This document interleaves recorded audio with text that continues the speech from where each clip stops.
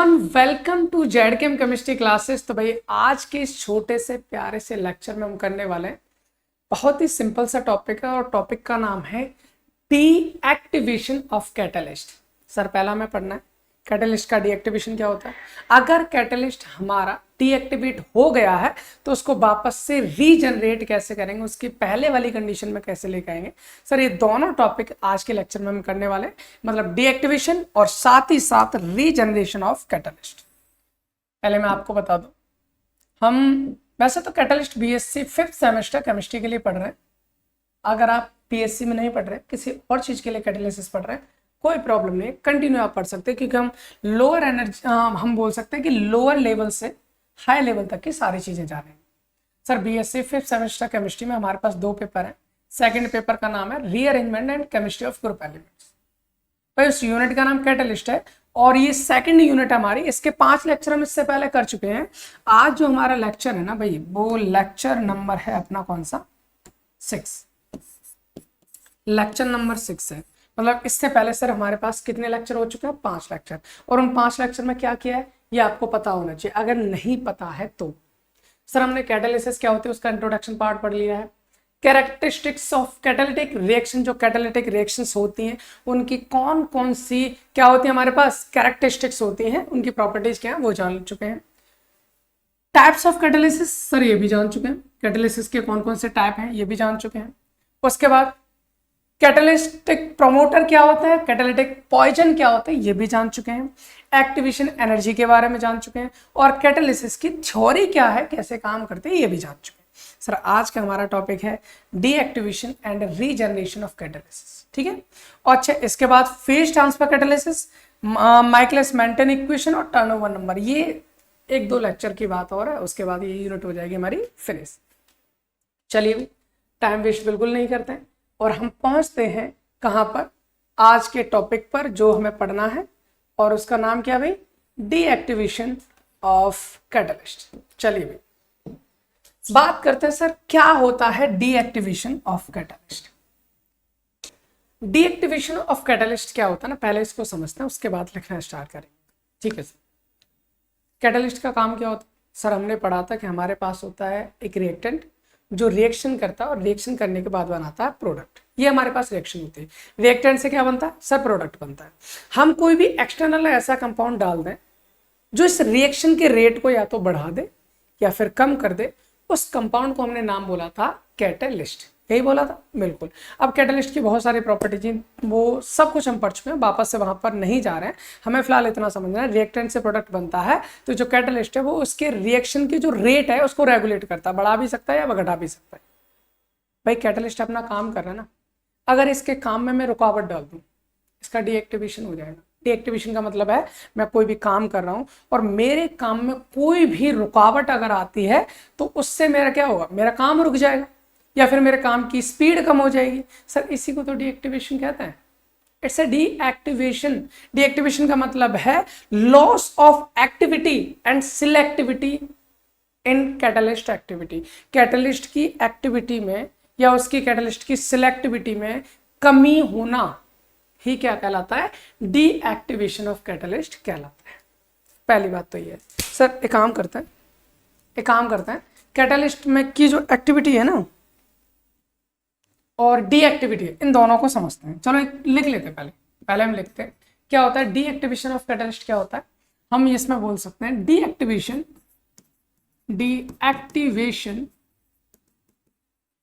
Of catalyst, deactivation of catalyst is, हम बोल सकते हैं deactivation of catalyst is loss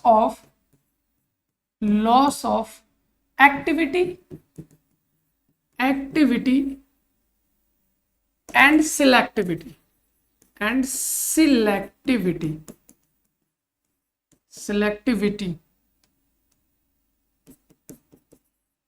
selectivity of catalyst is known as, इतना ही कर दो, कैटालिस्ट एक्टिविटी। ठीक, दोबारा से समझ लो। डीएक्टिवेशन ऑफ कैटलिस्ट जो होता है क्या होता है, is a loss of activity and selectivity of catalyst. किसी भी कैटलिस्ट की एक्टिविटी और उसकी सिलेक्टिविटी में कमी होना ही डीएक्टिवेशन ऑफ कैटलिस्ट कहलाता है। सर एक्टिविटी क्या है भाई, उसका काम है, उसकी वो रिएक्शन की स्पीड को मान लो बढ़ा रहा है तो उसको बढ़ाने नहीं देना, उसको वहीं रोक देना। जो उसको रोक रहा है सर उसकी एक्टिविटी में कमी कर रहा है, एक्टिविटी में कमी होना ही क्या कहलाता है, डीएक्टिवेशन कहलाता है। समझ में आ रहा है भाई, उसकी जो क्रिया है उसकी क्रिया को कम करना, उसकी एक्टिविटी को कम करना, उसकी रिएक्शन को कम करना, वो चाह रहा है बढ़ाना, आप बढ़ाने नहीं दे रहे हो, है ना। जैसे हमने कैटालिटिक पॉइजन पढ़ा था भाई, हमने यहाँ से समझने की कोशिश करो, यहाँ से समझने की कोशिश करो। हमने दो चीजें पढ़ी थी सर, एक कैटालिटिक पॉइजन था, एक कैटालिटिक प्रमोटर था, यही पढ़ा था ना, बिल्कुल। यहाँ पर आओ, कैटालिटिक पॉइजन या फिर कैटालिटिक क्या बोला था, इनहिबिटर बोला था। हमने क्या जाना था, जैसे मान लीजिए भाई SO2 है, O2 है, आपस में रिएक्शन करके क्या बना रहा है, SO3 बना रहा है। अगर मैंने इसमें PT डाल दिया, PT क्या करता है सर, इसकी रिएक्शन को स्पीड बढ़ाएगा बढ़ाएगा बढ़ाएगा, और इसमें मैंने डाल दिया AS2S3। अब ये क्या करेगा सर, ये इस रिएक्शन की स्पीड को कम करने लगेगा, ये इस कैटलिस्ट को डीएक्टिवेट करेगा, इसको इसका काम करने नहीं देगा। जो इस रिएक्शन की स्पीड को बढ़ा रहा था अब इसको बढ़ाने नहीं देगा, इसको कम करेगा इसकी कैटलिस्ट। तो कैटलिस्ट जिस स्पीड से काम कर रहा था उतनी स्पीड से काम नहीं कर पाएगा। इसका मतलब इसी को हम क्या बोलेंगे कि इस कैटलिस्ट का ये AS2S3 डालने के बाद क्या हो गया, डीएक्टिवेशन हो गया। It's a deactivation of catalyst, इसी को हम कहेंगे deactivation of catalyst. I hope इतनी बात समझ में आ गई होगी। यानी जो पॉइजन होता है वो किसका काम करता है, वो डीएक्टिवेशन ऑफ कैटलिस्ट का ही काम करता है। सही है, कोई प्रॉब्लम नहीं। तो हमने जाना सर डीएक्टिवेशन क्या होता है, loss of activity and selectivity. Activity तो समझ में आया सर, उसका काम करने का स्पीड है, हम ये बोल सकते हैं। सिलेक्टिविटी क्या होता है भाई, हमको एक चीज पता है, प्रॉपर्टीज में हमने पढ़ा था, कैटलिस्ट कोई भी एक कैटलिस्ट है, वो हर रिएक्शन में काम तो नहीं करेगा, हर रिएक्शन में काम नहीं करता, वो पर्टिकुलर किसी न किसी रिएक्शन में काम करता है। अब जिस रिएक्शन में काम कर रहा है भाई, वो पहचानना है कि मेरे को इस रिएक्टेंट के साथ काम करना है ना, कैटलिस्ट है, मेरे को इस रिएक्टेंट के साथ काम करना है जिससे कि मैं प्रोडक्ट बहुत जल्दी जल्दी बना सकता हूँ। तो ये पहचानना है ना। अभी हमने कुछ ऐसा डाल दिया वो पहचानना ही भूल जाए भाई, कैटलिस्ट को यही नहीं पहचान पा रहा है कि मुझे कहाँ जाना है, किस रिएक्टेंट के पास जाना है, किस एक्टिव साइट से लगना है। जिस एक्टिव साइट से लगना है उसको, उसे बोलते हैं उसकी सिलेक्टिविटी। सर उसकी सिलेक्टिविटी और उसकी एक्टिविटी में कमी होना ही क्या कहलाता है, डीएक्टिवेशन ऑफ कैटलिस्ट कहलाता है। अब बात आती है सर एक टर्म है, चलो पहले तो ये बताओ हमें एक्टिविटी क्या होता है, एक्टिविटी कैसे निकालते हैं। देखो यहां पर लिख देते मैं कैटलिस्ट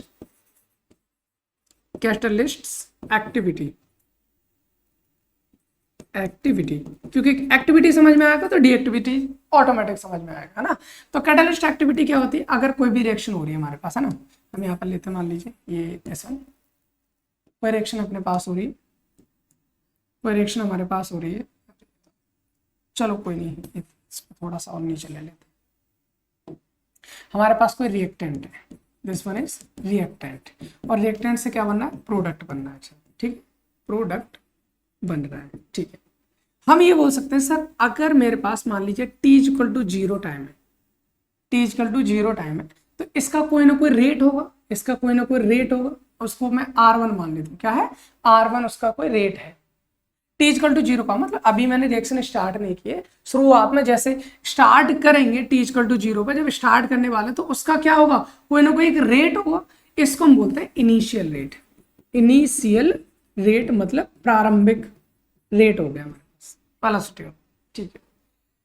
कुछ टाइम रिएक्शन चली, ये T1 0 था, T2 हम बोल सकते हैं कुछ टाइम रिएक्शन चली, T टाइम बाद मैंने देखा इसका रेट हो गया R2। ये क्या है भाई, rate at time T, time T पर जो रेट है दैट इज R2। तो आपसे पूछा जाएगा कि कैटलिस्ट एक्टिविटी क्या है, कैटलिस्ट एक्टिविटी क्या है, तो आप यहां पर बताओगे कैटलिस्ट एक्टिविटी क्या होती है। ये होता है हमारे पास रेट एट टाइम T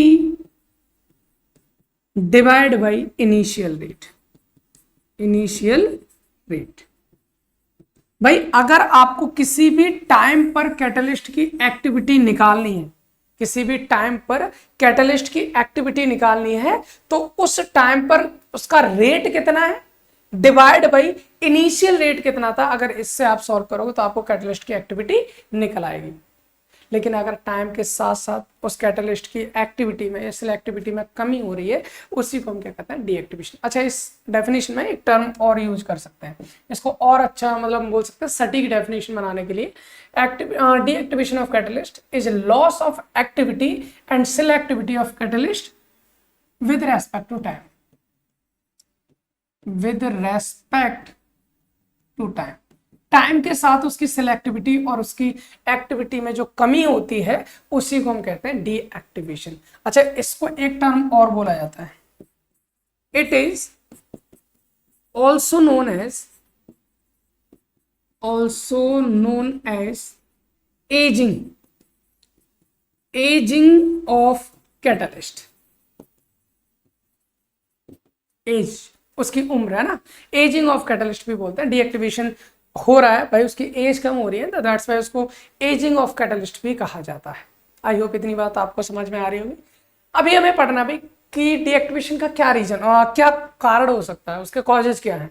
तो causes of deactivation of catalyst, कोई भी हमारे पास कैटलिस्ट है सर, उसका डीएक्टिवेशन हो रहा है ना, उसकी जो एक्टिविटी उसमें कमी हो रही है, सिलेक्टिविटी में कमी हो रही है टाइम के साथ साथ, ऐसा क्यों हो रहा है, तो इसका रीजन क्या होता है वो यहाँ पर देख लीजिए, मैंने लिख रखा ताकि आपका टाइम ज्यादा वेस्ट ना हो। Deactivation of catalyst occurs due to physical, chemical and mechanical process। सीधी सीधी बात, डीएक्टिवेशन किसकी वजह से होगा, हो सकता है किसी फिजिकल प्रोसेस की वजह से हो रहा हो, हम रिएक्शन करा रहे हैं, हमने कुछ हो सकता है कि कोई फिजिकल चेंज कर दिया, इधर से उधर कर दिया, उधर से इधर कर दिया, उसकी वजह से हो सकता है, या कोई केमिकल की वजह से हो सकता है, केमिकल प्रोसेस की वजह से। केमिकल प्रोसेस मतलब मैंने कोई भी रिएक्शन हो रही है, मैंने कुछ ऐसा कंपाउंड डाल दिया जो उस कैटलिस्ट की एक्टिविटी को कम कर रहा है, केमिकल प्रोसेस की वजह से हो सकता है। या फिर वो कैसे हो सकता है, मैकेनिकल प्रोसेस की वजह से हो सकता है, कहीं कहीं पीस दिया, कुछ भी कर दिया तो उसकी वजह से हो सकता है। उसका मतलब अभी समझेंगे, हम सारी चीजों को समझेंगे। दूसरी लाइन हमने ले रखी है, due to deactivation reduce catalyst surface area and block active sites.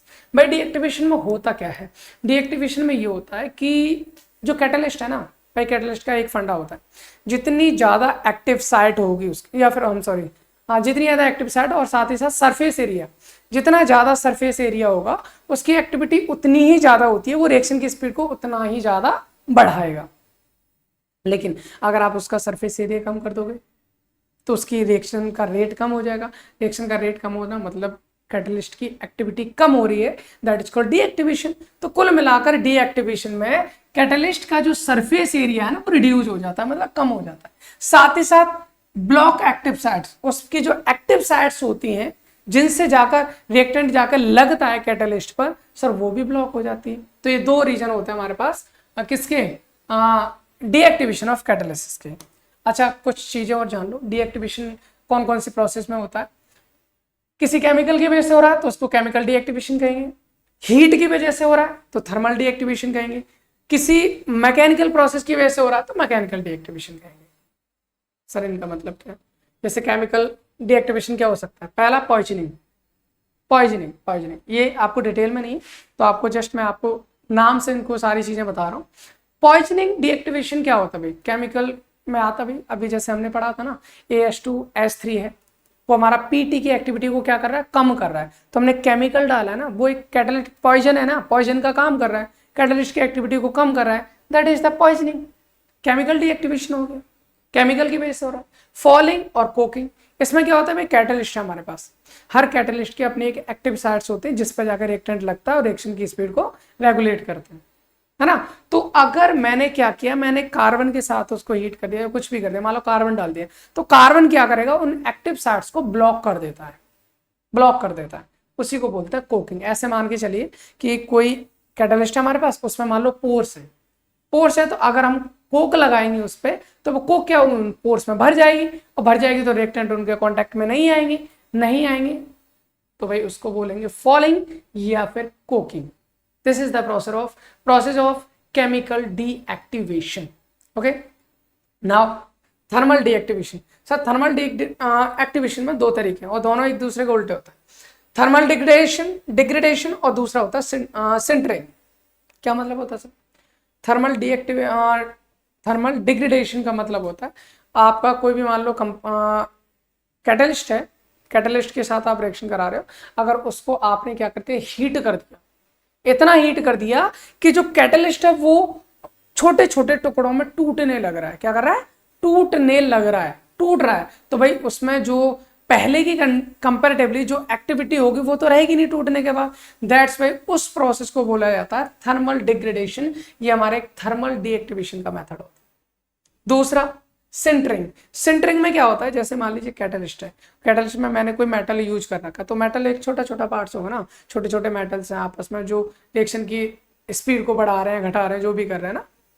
अभी मैंने उनको ऐसे हीट किया कि छोटे छोटे पार्टिकल्स जो है वो इकट्ठा हो रहे हैं, इकट्ठा होने के बाद एक लार्ज कंपाउंड बना ले रहे हैं, तो उनकी भी एक्टिविटी क्या हो जाती है? कम हो जाती है। इस टाइप की प्रोसेस को कहा जाता है sintering. Okay, next mechanical deactivation. Mechanical का मतलब तो वही हो गया भाई क्रशिंग। क्रशिंग मतलब पीसना। आपने कैटलिस्ट को पीस डाला तो उसकी एक्टिव साइड ही खत्म होगी, खत्म होगी तो फिर क्या वो एक्टिवेट करेगा? फिर क्या रिएक्शन की स्पीड को बढ़ाएगा? ये भी तो डीएक्टिवेशन हो गया। एट्रिशन, ये भी एक टाइप की क्रशिंग ही होती है ना। यहाँ पर फोर्स के द्वारा, यहाँ पर किसी ऐसा मान लो कोई पीस दिया है इसको, क्रशिंग, और एट्रिशन में किसी फोर्स के द्वारा इसको क्या करा रहा है? तोड़ा जा रहा है छोटे छोटे छोटे छोटे छोटे में, तो उसको मैकेनिकल डीएक्टिवेशन कह सकते हैं। इसके अलावा भी और भी हमारे पास फिजिकल डीएक्टिवेशन होता है, जिसमें आप जैसे मास्किंग बोल सकते हो। मास्किंग होता है, मास्किंग का मतलब ऐसा कोई कंपाउंड लिया और कंपाउंड उस पूरे कैटलिस्ट के ऊपर क्या कर दिया? फैला दिया, जिससे कि कैटलिस्ट की सारी साइड्स ब्लॉक हो जाती है, उसको हम बोलते हैं मास्किंग। अगर आप लिखना चाहो तो लिख सकते हो, या फिर हम बोल सकते हैं जैसे मान लीजिए यहाँ पर एक एग्जाम्पल कर ही लेते हैं, चलो लिख ही देता हूँ, आपको कोई प्रॉब्लम नहीं। जैसे हम फिजिकल डीएक्टिवेशन, फिजिकल डीएक्टिवेशन लिख लो, कोई नहीं। और इस फिजिकल डीएक्टिवेशन का एग्जांपल आप लिख लेना मास्क, ठीक है। मास्किंग मतलब मास्क लगा देना, इनकी एक्टिव साइट्स को कवर कर देना, ठीक है। ओके सर, ये तो हो गया डीएक्टिवेशन का type. Now come to the regeneration of catalyst. अब ये रीजनरेशन क्या होता है भाई? कैटलिस्ट को उसकी पुरानी जिंदगी वापस कर देना, कैटलिस्ट को उसकी पुरानी जिंदगी वापस कर देना, उसके पुराने दिन वापस कर देना ही रीजनरेशन कहलाता है। भाई कैटलिस्ट को अपने पहले वाली सांस लेनी है, जैसे वो काम कर रहा था उसको वैसे काम करने दिया जाए, उसके काम में कोई रुकावट ना आए, मतलब जो लोग उसके काम को रोकने आए थे उनको हटाना ही रीजनरेशन कहलाता है। कहने का मतलब क्या भाई? कहने का मतलब है catalyst regeneration is a process, एक ऐसी प्रोसेस होती है रीजनरेशन इन विच रीस्टोर्स, ये टर्म ध्यान रखना, रीस्टोर से डीएक्टिवेटेड कैटलिस्ट एक्टिविटी। जो डीएक्टिवेटेड कैटलिस्ट है ना, उसकी एक्टिविटी को रीस्टोर किया जाता है, वापस से उसी अवस्था में लाया जाता है बाय रिमूविंग कंटामिनेंट। उन जो कंटामिनेंट उसमें मिले हुए उनको अलग करने के लिए, जैसे कोक है या अदर कंपाउंड है deposited on the surface of the catalyst. जो कैटलिस्ट की सरफेस पर कोक या फिर कोई अदर कंपाउंड चिपका हुआ है, तो उसको हटाकर उस कैटलिस्ट को उसकी पुरानी एक्टिविटी रीस्टोर करने की जो प्रोसेस है, that is known as regeneration of catalyst. I hope इतनी बात आपको समझ में आ रही। पहला point. Next, regeneration occurs by thermal treatment. Regeneration sir कैसे पता मतलब कर सकते हैं हम रीजनरेशन? एक होता है हमारे पास थर्मल ट्रीटमेंट। अच्छा, थर्मल ट्रीटमेंट में क्या होता है? हम 300 to 350 डिग्री सेल्सियस पर ना इसको हीट करता है। मान लो कोई भी कैटलिस्ट है मेरा ना, वो डीएक्टिवेट हो गया है, उसमें मान लो कोक लग गया या अदर कोई कंपाउंड्स लग गए, तो क्या करना होता है? पहला बेस्ट ट्रीटमेंट होता है थर्मल ट्रीटमेंट। इसमें क्या करता है? हम कैटलिस्ट को हीट करता है, और जब हम इसको हीट करते हैं ना 300 to 350 डिग्री सेल्सियस पर, तो इसके ऊपर कोई कार्बन डिपोजिट है या सल्फर डिपोजिट है या और भी कंपाउंड ऐसे डिपोजिट है, तो वो ऑक्सीडाइज हो जाते हैं, तो वो आपके क्या होता है? निकल जाते हैं, वो टूट कर अलग निकल जाता है, कैटलिस्ट की सरफेस से अलग हो जाते हैं। और जब अलग हो जाएंगे तो कैटलिस्ट अपनी पुरानी फॉर्म में आ जाएगा, और पुरानी फॉर्म में आ जाएगा तो इसी प्रोसेस को तो कहा जाता है रीजनरेशन ऑफ कैटलिस्ट, ठीक है। ऑक्सीडेशन से भी हम अलग कर सकते हैं, वॉशिंग सिर्फ धोने से भी हो सकता है, वॉशिंग भी कर सकते हैं, रिडक्शन भी कर सकते हैं, और भी बहुत सारे मेथड्स होते हैं। लेकिन एक चीज नोट करके, ये ऐसे कंपाउंड जिनके स्ट्रक्चरली केमिकली जिनका हम बोल सकते हैं चेंज हो जाता है, उनमें चेंजेस हो जाते हैं, केमिकली चेंजेस हो जाते हैं, तो उनका रीजनरेशन करना थोड़ा सा क्या होता है? मुश्किल होता है, उनको रीजनरेट नहीं किया जाता है ना। जैसे मान लीजिए कोई कंपाउंड है, वो किसी के साथ रिएक्शन करने के बाद कुछ और ही बना लिया उसने, कुछ और ही बना लिया तो आप कैसे उसको लेके आएंगे, तो उसको तो नहीं ला सकते। इसलिए जो कैटलिस्ट रिएक्शन कर जाता है तो उनको वापस से रीजनरेट नहीं किया जाता है। लेकिन हाँ, कुछ कैटलिस्ट होते हैं ऐसे जिनको रीजनरेट किया जाता है। ये पॉइंट आप लिख लेना, मैंने लिखा नहीं है जो मैं अभी बोल रहा हूँ। कुछ कंपाउंड्स कौन से होते हैं, जैसे मान लीजिए अगर कोई रिएक्शन है जहां पर कोई एसिड या बेस है, अगर वो कैटलिस्ट की तरह काम कर रहा है ना, तो वो हमारे रिएक्शन में रीजनरेट हो जाते हैं। फॉर एग्जाम्पल, हमने पिछली यूनिट पढ़ी थी ना जिसमें मॉलिक्यूलर रीअरेंजमेंट पढ़ा था, जिसमें बहुत सारी रिएक्शंस पढ़ी थी। पेनाकुल पेनाकुलर रीअरेंजमेंट था, डैमजनोव रीअरेंजमेंट था, बेंजिल बेंजिलिक एसिड रीअरेंजमेंट था, फेवरोस्की था, कर्डियस था, हॉफमैन था, सिमेट रिएक्शन थी, है ना, फ्राइज रीअरेंजमेंट थी, बहुत सारी रिएक्शंस थी। ये सब हमने लास्ट यूनिट में की थी। पहली यूनिट थी हमारे, पहली रिएक्शन थी हमारे पास कौन सी, पेनाकुल पेनाकुलर रीअरेंजमेंट रिएक्शन। उसमें हम कैटलिस्ट के तौर पर यूज कर रहे थे H2SO4 को, यानी कि H+ को। तो H+ यानी कि एसिड हमारा कैटलिस्ट की तरह यूज हो रहा था। अब उस पूरी रिएक्शन के दौरान आप देखोगे कि लास्ट में जो H+ हमने मिलाया था वो H+ हमें वापस मिल रहा था। कहने का मतलब है कि हमको वो जो कैटलिस्ट है वो ऑटोमेटिक रिएक्शन में पार्टिसिपेट करता है, उसका केमिकली चेंज होता है, बोल सकते हैं केमिकली वो पूरा चेंज हो जाता है, लेकिन बाद में ऑटोमेटिक मिल जाता है, तो उसी को हम रीजनरेशन कहते हैं। आई होप इतनी बातें आपको समझ में आई होंगी, और जो कैटलिस्ट का रीजनरेशन है, डीएक्टिवेशन है, वो समझ में आया होगा। अब आपको मिलते हैं अगले लेक्चर में एक नए टॉपिक के साथ, एक नई एनर्जी के साथ। अभी फिलहाल के लिए इस लेक्चर को यहीं समाप्त करते हैं। Thanks for watching.